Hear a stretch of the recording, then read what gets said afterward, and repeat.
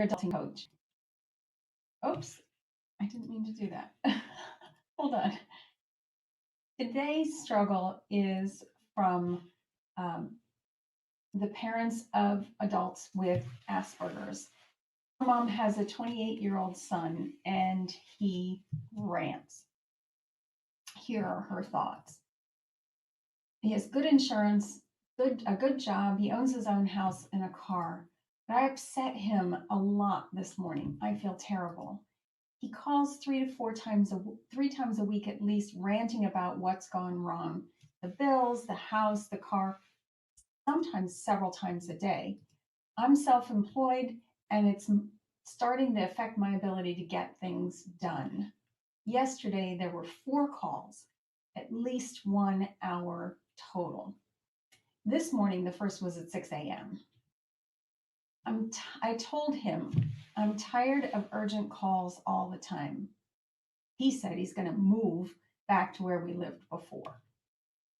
He has no friends here, and I am physically and emotionally exhausted.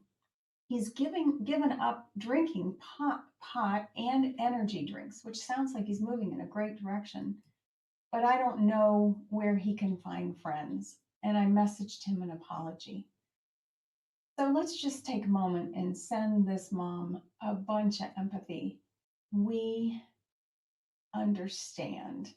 She's in a tough position. She obviously loves her child, her son, incredibly, and he's done a lot of really good things in his life. He's created a life that works for him pretty much, but right now he's having trouble with his mindset. And I probably shouldn't say right now, I would probably say there's a pattern of him having difficulty managing his mindset because he does tend to notice what's gone wrong in the world a lot.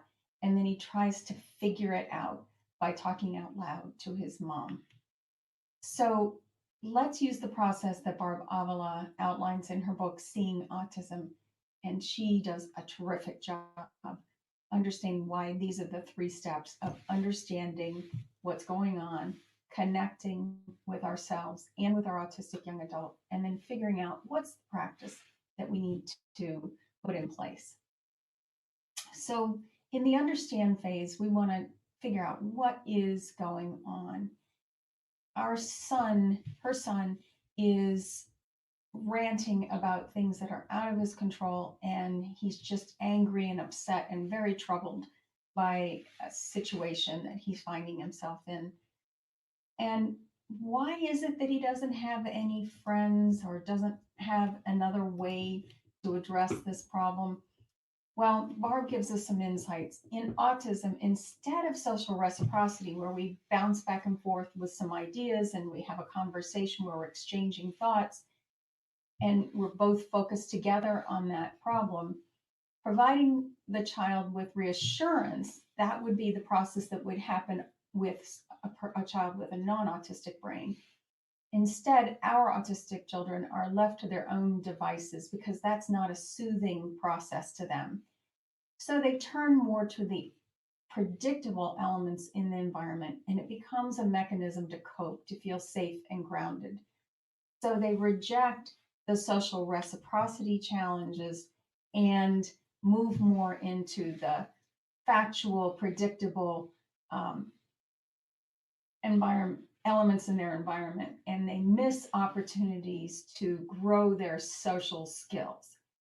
When we think about it this way, there's just a whole cascading effect on our autistic young adults' development in the social realm, and we can see this for sure because they tend to lag behind their age peers in their social skills and social reciprocity in particular. So on top of that, because they prefer things to be fixed, what we end up seeing is that it's hard for them to find the virtuous mean between of being flexible. Instead, we find that they don't have too little, which means that they'd be very fickle. They really have too much fixation on what is predictable. So they kind of become obstinate in their thinking and fixed in their thinking. So it's a challenge for our autistic young adults to kind of get that balance between being flexible and being too flexible, kind of getting into the middle, being obstinate, how to move from obstinate to flexibility. Not easy. And the only thing that's going to help, it doesn't come naturally. So the only thing that's going to help them is a lot of practice. Before we suggest, though, that they practice, we need to connect with ourselves and with them to make sure that we really have a good idea of what's going on. What are the thoughts, emotions, that are driving their actions and ours? So I recommend steer mapping because when we look at life and divide it up into these categories of the situation, the thought, the emotion, the action, and the result. And the result always ties back to our thought.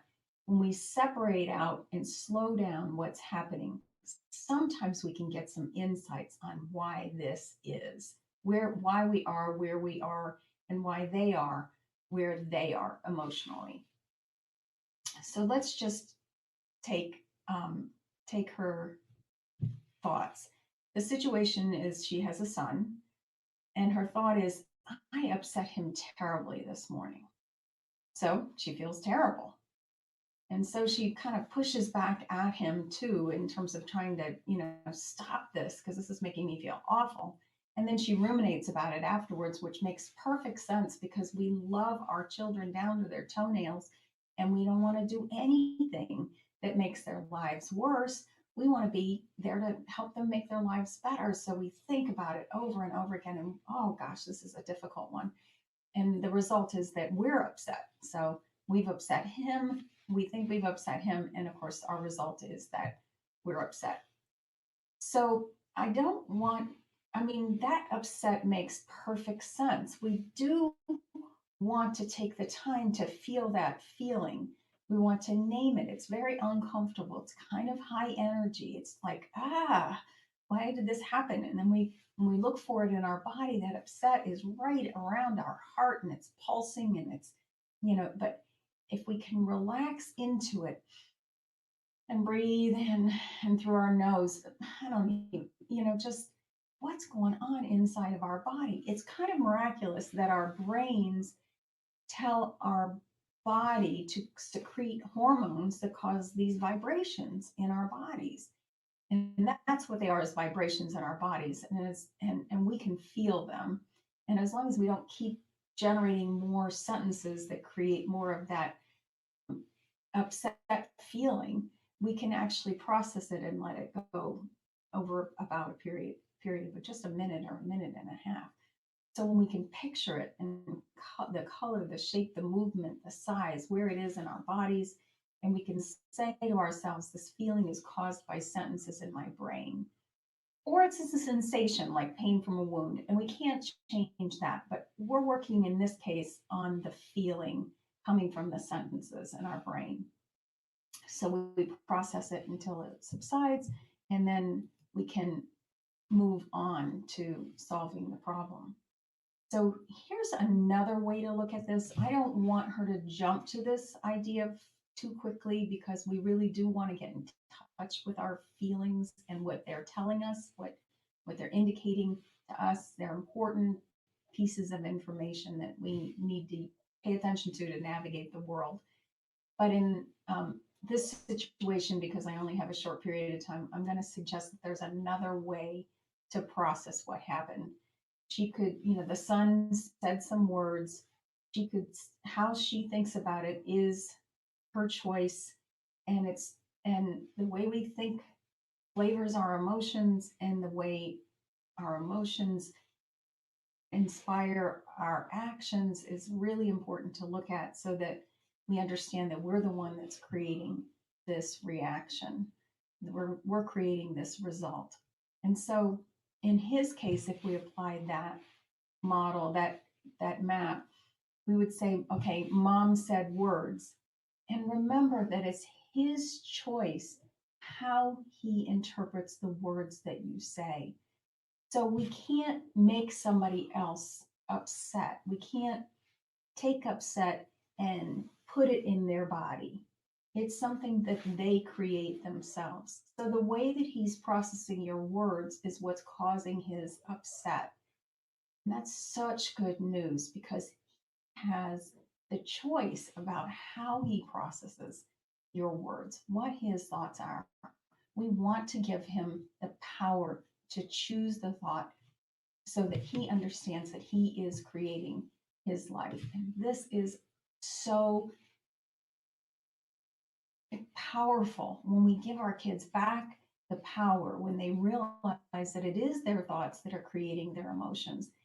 They just they just get a sense of themselves. They develop some self-confidence. It's a great tool. So first we have to master it before we can help them learn how to do it, and it's a process that takes a while. So um, another way that I like to think about this is that, okay, this is my son and daughter. They said words. Those are their thoughts, and I'm glad I know what they're thinking. That keeps me centered. I'm glad I know what they're thinking. So I listen and reflect their feelings over and over and over again. And I only offer options when they ask. So they feel safe consulting me. I'm not giving them advice unless they ask for it. And that way, the result is that we connect and we know our children better.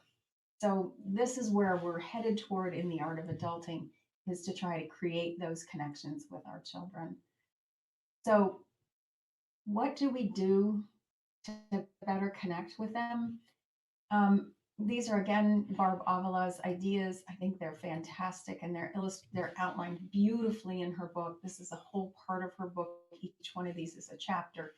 The first thing she suggests is that we don't rely on auditory processing alone, that we add whatever written, visual parts of this vision. We put it down, we write it down somehow with them so that we can have joint attention, and it just helps process the words better.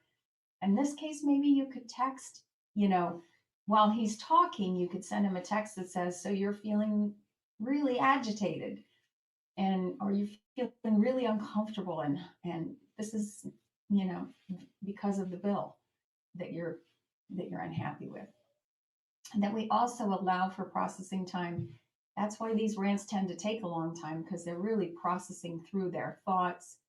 We declutter the environment. That would mean if we were in person, we wouldn't want to try and solve this kind of a problem in the middle of a crowded room of a lot of voices. We would want to take them someplace where the auditory overload would be dampened, and maybe in a spot where they're familiar. We used to go to the Peace Couch all the time with my daughter, and that really helped.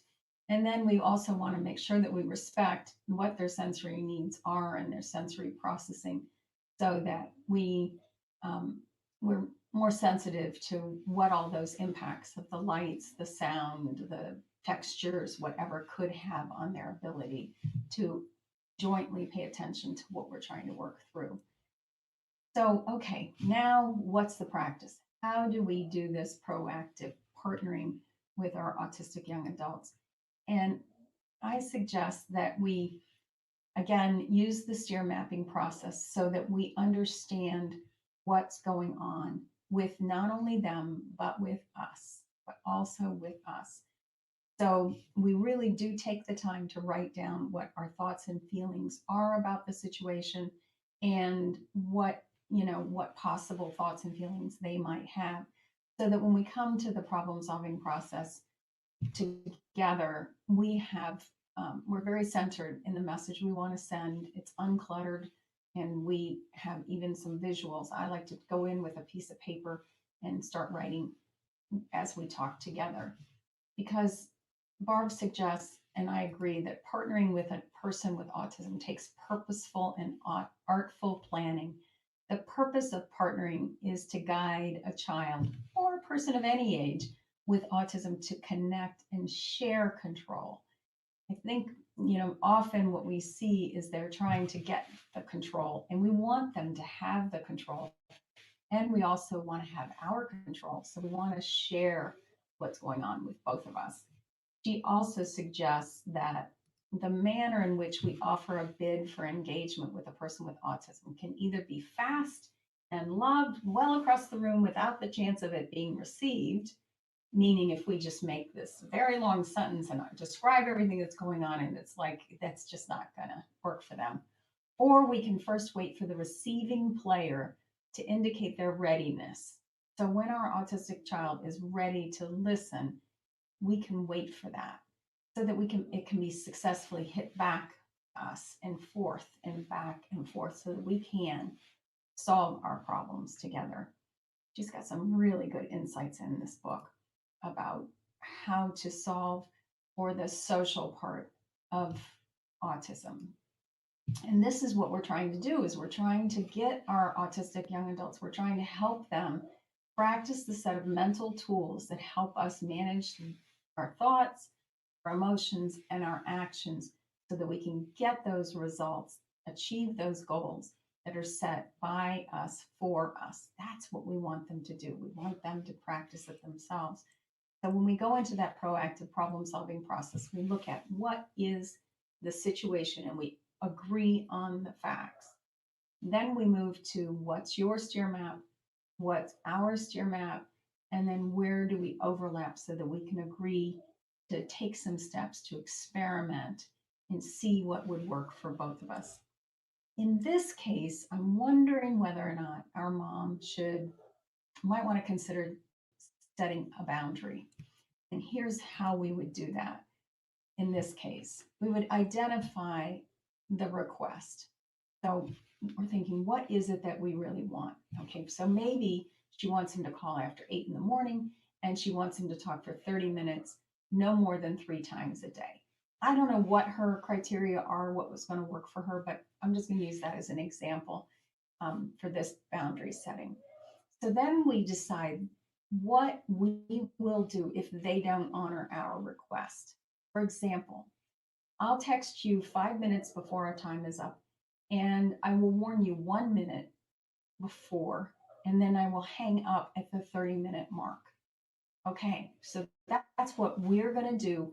We're in control of this situation, and we can create the response and practice this so that they understand that it's predictable and is going to happen every time.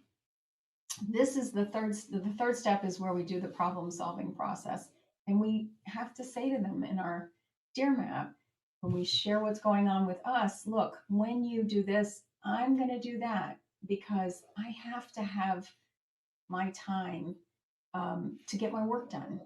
And you must understand that I want you to tell me what's going on. I want you to consult with me. I love you. I love listening to what your thoughts are. And we have to put some boundaries around it. I have to do that so that I can get my work done. And that's where her steer map would be, loving and centered and encouraging a lifelong relationship with her son where they can be interdependent with one another, but that it works for both her and for her autistic young adult. So these are my best thoughts for our mom. And if you'd like a transcript of this video or links to any of the resources that I mentioned in the video, please go to www.lindsaydavison.com/blog so that we can solve these challenges together. Bye for now.